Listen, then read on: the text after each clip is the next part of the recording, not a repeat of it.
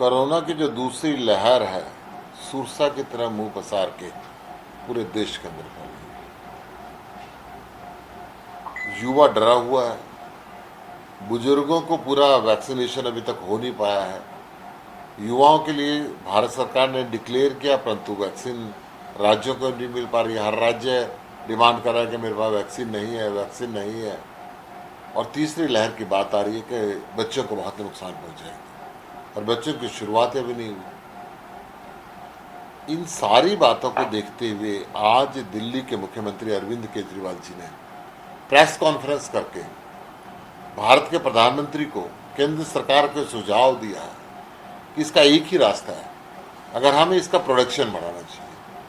और इन दो कंपनियों का अपनी लिमिटेशन, इन्होंने जो फार्मूला बनाया है ये फार्मूला इनसे लें और एक उचित रॉयल्टी देके जो हिंदुस्तान के अंदर बाकी सक्षम कंपनियां हैं उनको वैक्सीन बनाने की छूट दी जाए, ताकि देश सुरक्षित हो सके, देश के युवा को, देश के बच्चों को और देश के बुजुर्गों को ये वैक्सीन लग सके।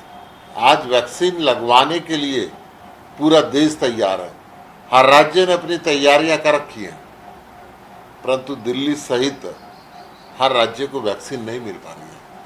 इसका सोल्यूशन जो अरविंद जी ने दिया है, मैं समझता हूं कि बेहतरीन सोल्यूशन। ऑक्सीजन की किल्लत बाद में हुई। अरविंद केजरीवाल जी ने प्रधानमंत्री जी की मीटिंग के अंदर सबसे पहले कहा था कि ऑक्सीजन का प्रबंध मिलिट्री अपने हाथ में ले, क्योंकि जिस तरीके से कोरोना बढ़ रहा है ऑक्सीजन की कमी आएगी और वो सारे देश के सामने आएगी।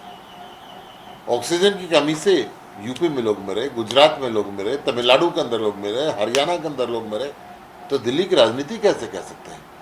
दिल्ली सरकार ने सबसे पहले दिन बताया था कि हमारी 700 मैट्रिक टन प्रतिदिन की रिक्वायरमेंट है, जिस बात को हाईकोर्ट ने माना, जिस बात को सुप्रीम कोर्ट ने माना।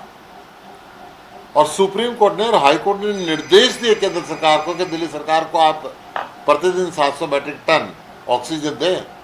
2 दिन तो हमें मिली है, अभी तक 700 मैट्रिक टन नहीं मिली है। आप इसको राजनीति नहीं कह सकते। लोगों की जान बचाने के लिए जिस चीज़ की ज़रूरत है, या तो केंद्र सरकार मास्टर प्लान में चेंजेस करे और दिल्ली के अंदर ऑक्सीजन प्लांट लगाने की छूट दे। अभी तक ऐसा भी नहीं है। छोटे छोटे प्लांट अब हॉस्पिटलों में लगाने दिल्ली सरकार ने शुरू किए हैं, परंतु आज ऑक्सीजन के ऊपर सीधा केंद्र सरकार का कंट्रोल है। केंद्र सरकार किस राज्य को कितना कोटा देती है ये केंद्र सरकार के अधीन है।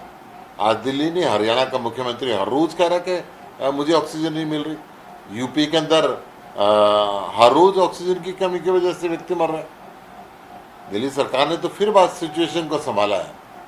दिल्ली सरकार ने बहुत से ऑक्सीजन कंसंट्रेटर लगाए हैं, एक अल्टरनेटिव रास्ते निकाले हैं, परंतु जो कमी है वो है।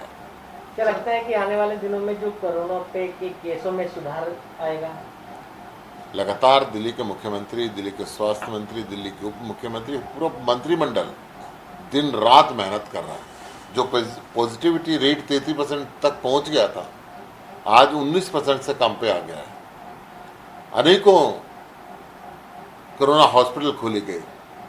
रामलीला मैदान तक के अंदर, जेटीबी हॉस्पिटल के सामने, निरंकारी संत समागम के क्षेत्र के अंदर, राधा स्वामी व्यास के छतरपुर के अंदर अनेकों ऐसी जगह हॉस्पिटल बनाए गए। चाहे वो मैं एशियन विलेज की बात करूं, बहुत आईसीयू बेड्स बनाए गए।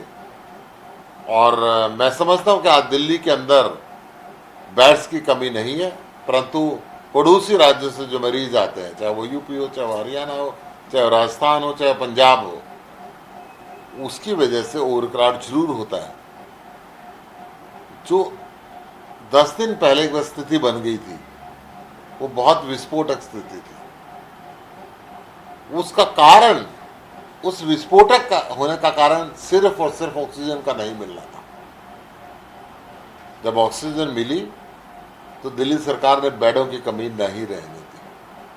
और ये बार बार अरविंद जी ने कहा भी है कि आप हमें लगातार 7 दिन 700 मैट्रिक टन ऑक्सीजन दो, हम दिल्ली में कोरोना बेड की कमी नहीं रहेगी।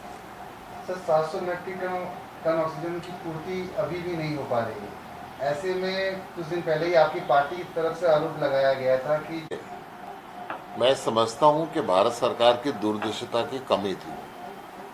जब कोरोना का समय चल रहा है, हम अपने देश के लोगों के लिए ऑक्सीजन ना रखें और ऑक्सीजन एक्सपोर्ट कर दें।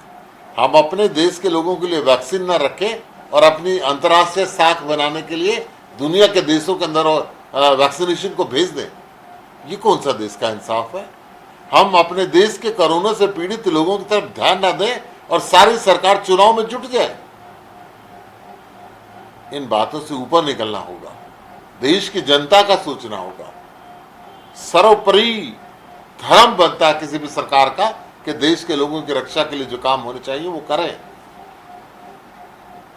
अरविंद जी ने इस वैक्सीन की कमी के लिए जो आज सुझाव दिया है, एक बेहतरीन सुझाव है कि दोनों कंपनियां जिन्होंने वैक्सीन को खोज के निकाला है उनको रॉयल्टी दी जाए और हिंदुस्तान की बाकी सक्षम कंपनियों को फार्मूला लेकर दिया जाए ताकि वो वैक्सीन बनाए और उसकी रॉयल्टी इन दोनों कंपनियों को भी जाए और देश की जनता को वैक्सीन मिले।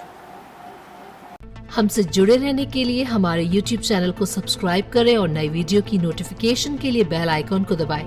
अगर आप ये वीडियो Facebook पर देख रहे हैं तो लाइक जरूर करें और ज्यादा से ज्यादा शेयर करें। धन्यवाद।